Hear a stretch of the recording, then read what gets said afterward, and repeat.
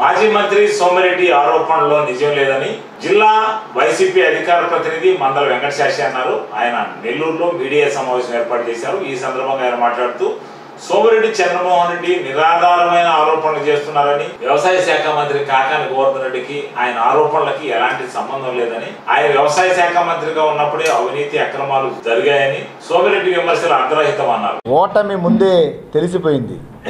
ఏదో ఒక విధంగా గెలవాలని పాపం లేనిపోని భూ కుంభకోణాలంటూ ఈరోజు ఒక కొత్త అంశాన్ని తెర మీదకి తెచ్చి దానిని రాజకీయంగా వాడుకోవడానికి సోమిరెడ్డి ప్రయత్నిస్తున్నాడు.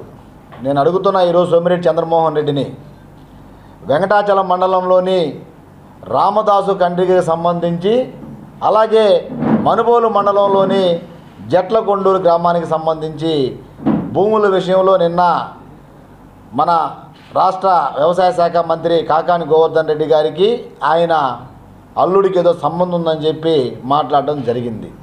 సోమిరెడ్డి చంద్రమోహన్ రెడ్డి, నువ్వు ఒక్క విషయాన్ని గుర్తుపెట్టుకో, అసలుకి ఈ రెండింటికి భూములకు సంబంధించి అసలుకి గోవర్ధన్ రెడ్డికి ఎటువంటి సంబంధం ఉంది, దాన్ని నిరూపించగలవా అని అడుగుతున్నా. ఈరోజు రామదాస్ కండ్రిక భూములకు సంబంధించి 2014లో ఎన్నికల అనంతరం సోమిరెడ్డి చంద్రమోహన్ రెడ్డి గారు ఆ రోజు వ్యవసాయ శాఖ మంత్రిగా ఉండి ఏదైతే రామదాస్ కండ్రిక గ్రామంలోని సర్వే నంబర్ 2194, 2195, 2196, 2220 ఈ నంబర్లో దగ్గరగా 45 ఏళ్ల క్రితం ఆ యొక్క రామదాస్ కండ్రిక గ్రామ పంచాయతీకి సంబంధించి దాదాపు 125 మందికి అప్పట్లో తలా ఎకరా వంతున 125 ఎకరాలు ప్రభుత్వం ఇవ్వడం జరిగింది. ఆ భూమి సాగుకు పనికిరాదు. ఆ భూమికి ఎటువంటి సాగునీటికి సంబంధించి ఎటువంటి వనరులు లేవు.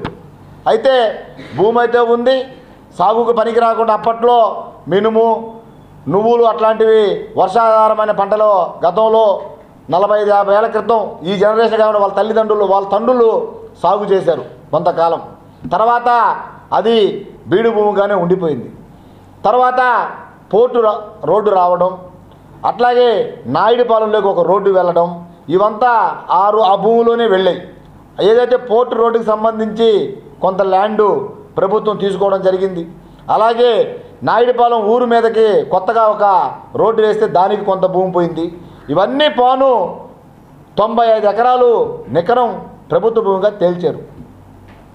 తర్వాత నువ్వు మంత్రిగా ఉన్న సమయంలో ఆ భూమిని కారు చౌకగా కొట్టేసి దాని మీద వ్యాపారం చేసిన మాట వాస్తవా కాదా? సోమిరెడ్డి చంద్రమోహన్ రెడ్డి సమాధానం చెప్పాలి. ఆ రోజుల్లో నువ్వు మంత్రిగా ఉండి నీ అనుచరులు ఆ భూ దోపిడీకి పాల్పడుతుంటే అప్పటి ప్రతిపక్ష శాసనసభ్యుడిగా కాకాని గోవర్ధన్ రెడ్డి గారు అడ్డుకున్న మాట వాస్తవా కాదా? సోమిరెడ్డి చంద్రమోహన్ రెడ్డి సమాధానం చెప్పాలి. దానిని ఆ రోజుల్లో 5 లక్షలకి నువ్వు వ్యాపారం ప్రారంభించి గూడూరులో ఐఓబి బ్యాంక్ పేరు మీద నీ అనుచరులు బ్యాంక్ అకౌంట్లు లబ్ధిదారుల పేరు మీద వాళ్ళని తీసుకెళ్ళి అకౌంట్లు ఓపెన్ చేయించి అవన్నీ కిట్లు నీ దగ్గర పెట్టుకొని వారికి 25,000 వంతున ఒక్కో లబ్ధిదారుడికి సంతకాలు పెట్టించుకొని డబ్బులు ఇచ్చిన మాట వాస్తవా కాదా? అంటే ప్రభుత్వం నుంచి 10 లక్షల రూపాయలు మీరు ప్రభుత్వ భూసేకరణ కింద తీసుకొని ఏపీఐసీసీకి అప్పగించి వీళ్ళకి సంబంధించి 5 లక్షలు వీళ్ళకి లబ్ధిదారులంతా అక్కడ ఉండే వాళ్ళంతా కూడా ఆ భూములకు కలిగినటువంటి లబ్ధిదారులు. ఆ రోజు వాళ్ళకి 5 లక్షల రూపాయలు వాళ్ళకి ఇచ్చేటట్టు ప్రభుత్వం ఏపీఐసీసీ నుంచి 10 లక్షల రూపాయలు మీరు మాట్లాడుకొని వారితో సంబంధం లేకుండా చెక్ బుక్ల మీద సంతకాలు పెట్టుకొని బ్యాంకులు అకౌంట్లు చెక్కులు డిపాజిట్ చేయని వెంటనే వాళ్ళ 5 లక్షలు వాళ్ళకి ఇచ్చేటట్టు, మీ 5 లక్షలు మీరు తీసుకునేటట్టు దళారీ వ్యవస్థ నడిపినటువంటి వ్యక్తి అప్పటి వ్యవసాయ శాఖ మంత్రిగా ఉన్నటువంటి ఈ సోమిరెడ్డి చంద్రమోహన్ రెడ్డి కాదా అని సందర్భంగా నేను అడుగుతున్నా. నీకు అలాంటి అలవాట్లు, నీకు నిద్ర లేస్తే దోపిడీలు, అక్రమాలు, అవినీతి, నీకు నిద్ర లేస్తే నీకు అది అలవాటుగా మారేటువంటి వ్యక్తి సోమిరెడ్డి చంద్రమోహన్ రెడ్డి.